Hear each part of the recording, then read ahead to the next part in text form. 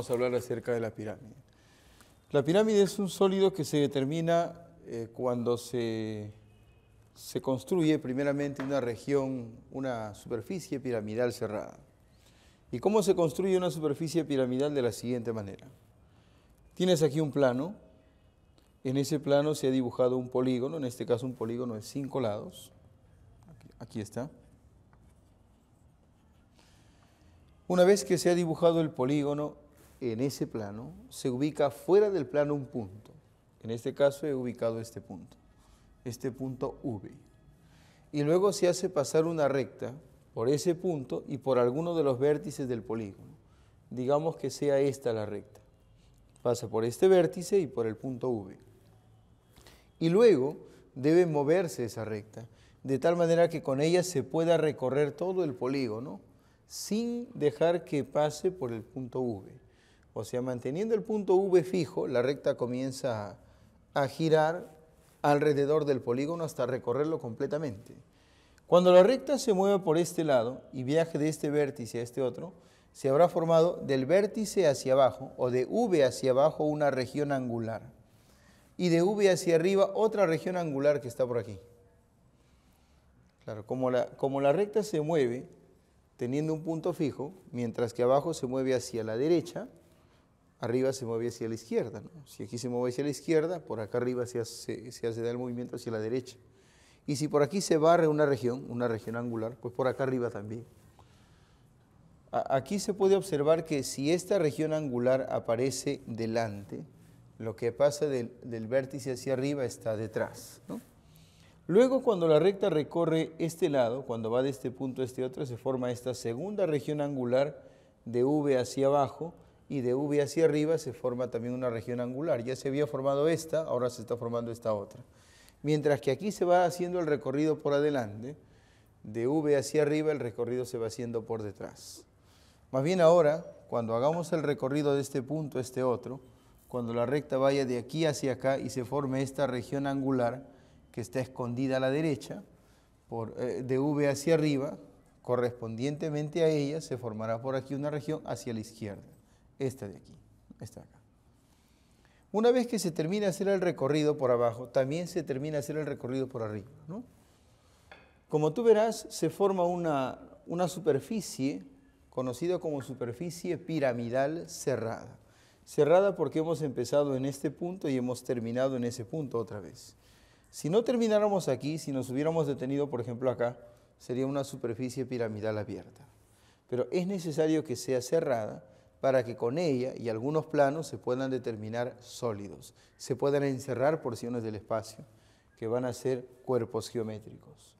Bueno, los elementos de esta superficie piramidal son el vértice a este punto, que es donde la superficie queda más estrecha al máximo hasta cerrarse en un punto. A él se le conoce como el vértice de la superficie piramidal.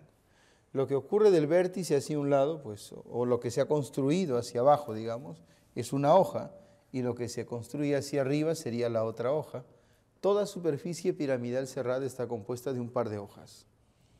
Este polígono, en este caso azul, es conocido como directriz, porque es el que ha dirigido por donde tenía que moverse la recta. Y la recta, esta que con su movimiento dibuja la superficie, es la recta conocida como generatriz. Ahí están los elementos de la superficie piramidal cerrada. ¿Por qué es importante construir una superficie piramidal? Porque a esa superficie piramidal se le van a hacer cortes. Y de acuerdo al tipo de corte que se le haga, se va a encerrar en su interior una porción del espacio. Ejemplo, cuando haces un corte, como el que hace este plano, un corte que afecte una sola hoja, entonces ese plano determina una sección, es decir, una porción de ese plano queda dentro de la superficie. Si este fuera el plano secante, la porción del plano que queda dentro de la superficie sería esta región pentagonal.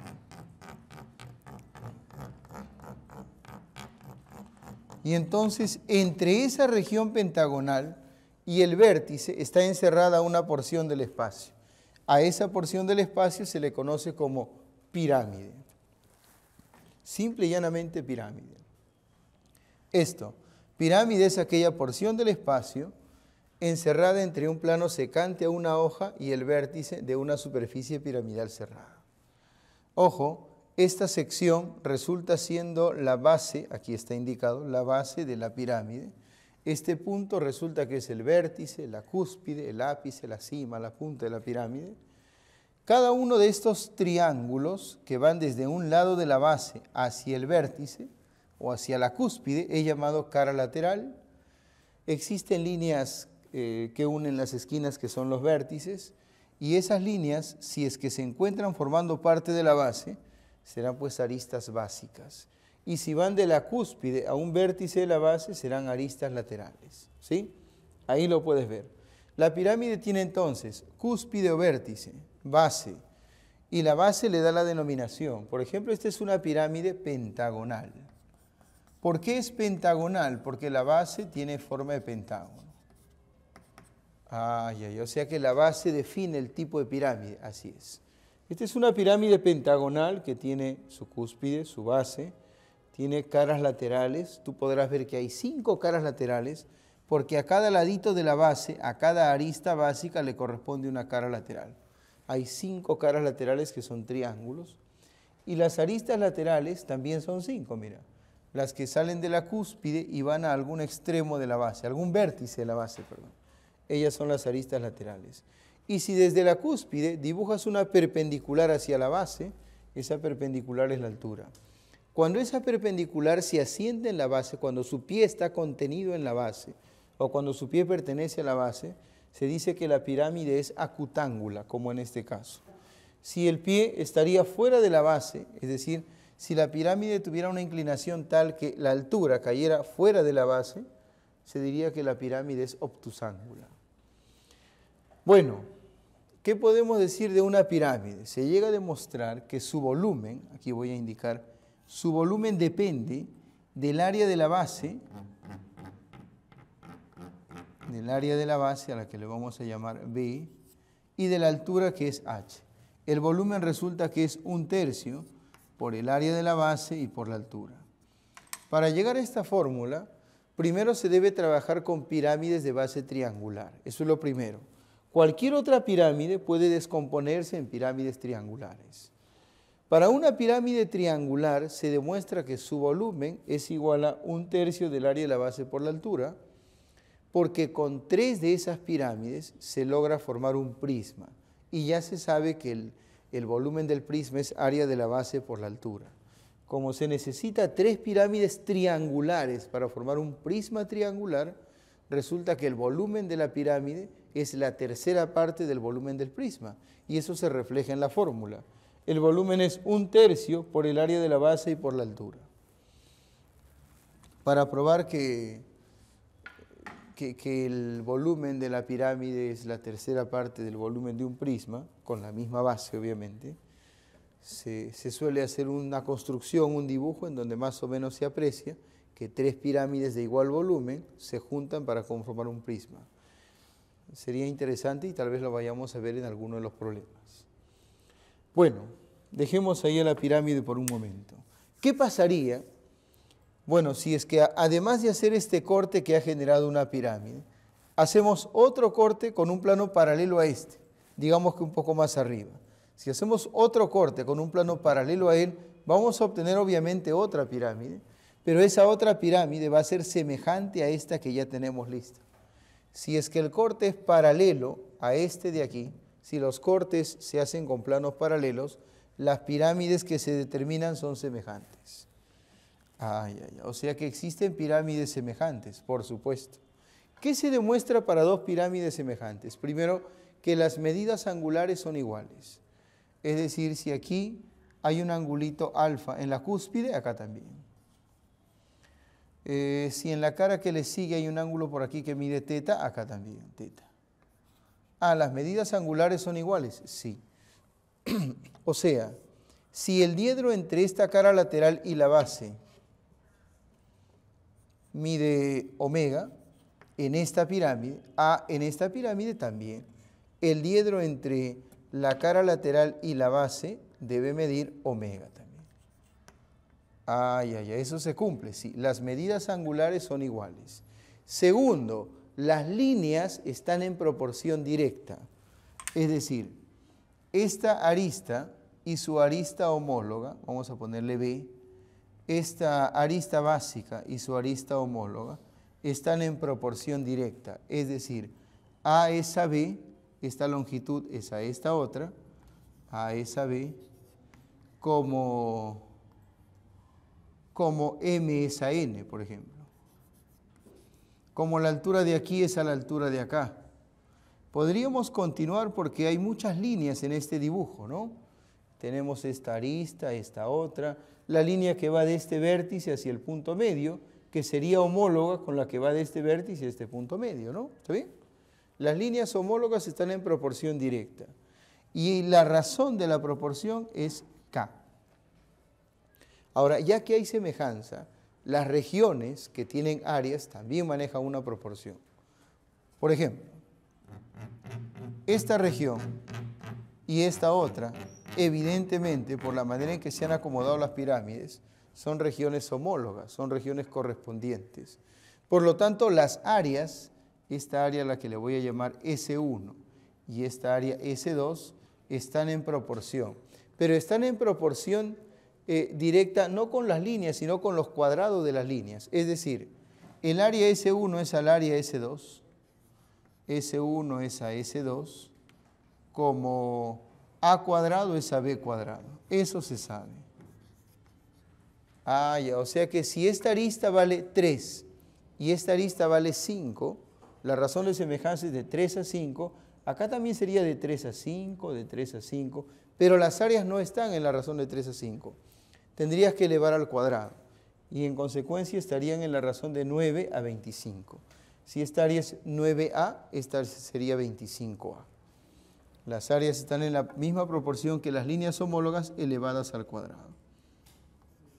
O sea, la razón de áreas es la misma razón que hay entre las líneas, pero elevada al cuadrado. ¿Y qué podemos decir de los volúmenes? Si aquí el volumen es V1 y aquí el volumen es V2, se cumple que la razón entre los volúmenes es igual a la razón entre las líneas homólogas, que puede ser A con B o M con N, pero elevadas al cubo. A cubo sobre B cubo. Es decir, siguiendo con el ejemplo anterior, si acá fuera 3, si esto midiese 5, ya se sabe que las áreas estarían de 3 al cuadrado a 5 al cuadrado, de 9 a 25, pero los volúmenes estarían de 3 al cubo a 5 al cubo, o sea, de 27 a 125. Si este volumen vale 27V, este valdría 125V. Para relacionar los volúmenes, las líneas se elevan al cubo. La constante también se elevaría al cubo. Y con esas consideraciones se puede estudiar la figura que sigue. ¿Cuál es la figura que sigue? El tronco de pirámide. ¿Cómo aparece?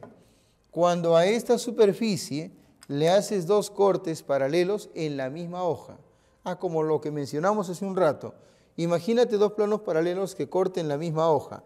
Entre los planos y dentro de la superficie se obtiene un cuerpo geométrico llamado tronco de pirámide.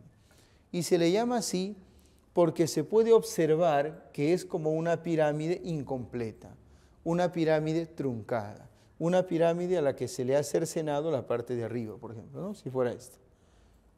Pero ojo, no vayas a creer que este es un pentágono y este es otro pentágono y son pentágonos cualesquiera.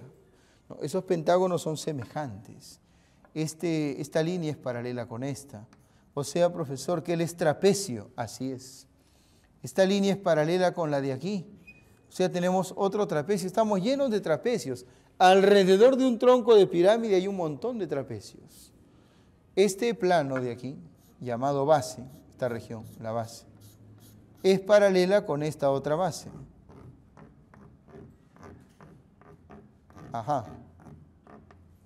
Las bases son paralelas. Y si deseáramos hallar el volumen, habría que conocer el área de esta base, el área de esta otra y la altura, que es nada más y nada menos que la distancia entre las bases. Tú ya sabes que cuando un cuerpo, un ente geométrico, tiene bases paralelas, la distancia entre ellas resulta que es la base. Perdón, que es la altura, ¿no? Ahí está, tenemos la altura, las áreas de las bases. El volumen se calcula así, volumen V. La idea es que completes esto y que formes una pirámide grande y una pirámide chiquitita que serían semejantes. Aplicas tus relaciones de semejanza y entonces aplicando las relaciones de semejanza se llega, esto no es nada difícil, a calcular este volumen. Y el volumen es igual a lo siguiente, el volumen es igual a... Ustedes saben que para hallar el volumen de una pirámide se pone 1/3 área de la base y altura. Para el volumen del tronco eso es muy parecido, es 1/3, luego aquí van las bases, y al final va la altura. Ya, 1/3, las bases, la altura, más o menos la misma idea. Solo que como aquí hay dos bases, hay que combinarlas de manera feliz. Y operando se llega a demostrar que aquí va el área de una de las bases más la raíz cuadrada del producto de las áreas, la raíz cuadrada de A por B, más el área de la otra base. Mira, así resulta ser. El volumen del tronco es 1/3 por una sumita. ¿Qué va en esa sumita? El área de una de las bases, más la raíz cuadrada del producto de las áreas, más el área de la otra base. Todo eso se suma y se multiplica por la altura. Claro, y hay que considerar que hay 1/3 ahí, ¿no? Y así se obtiene el volumen del tronco de pirámide y le vamos a poner su nombre completo. Tronco de pirámide de primera especie. Quiere decir que existen otros troncos de pirámide, o por lo menos otro más de segunda especie. Sí, el tronco de segunda especie aparece cuando le haces a esta superficie piramidal cerrada dos cortes paralelos, uno en una hoja y el otro en la otra hoja, así.